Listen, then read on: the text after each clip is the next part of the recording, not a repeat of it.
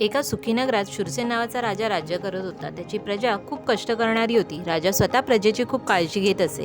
एके दिवशी राजा फिरता फिरता एका आश्रमापाशी आला. तिथे ऋषी तप करत होते, पण पाण्यासाठी त्यांना खूप दूर जावे लागे.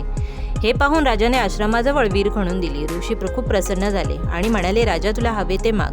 राजा म्हणाला, माझ्या प्रजेला कसलेही कष्ट न होता सर्व सुखसोयी मिळाव्यात. ऋषींनी तथास्तु म्हटले. दुसऱ्या दिवसापासून राजा सर्वच कामे आपोआप होऊ लागली. आनंदच आनंद पसरला. पण जसजसे दिवस जाऊ लागले तसतसे लोक आळशी बनले. त्यांची शरीरे रोगी झाली. प्रजा दुःखी आणि चिंतेत पडली. हे पाहून राजा पुन्हा ऋषीकडे गेला.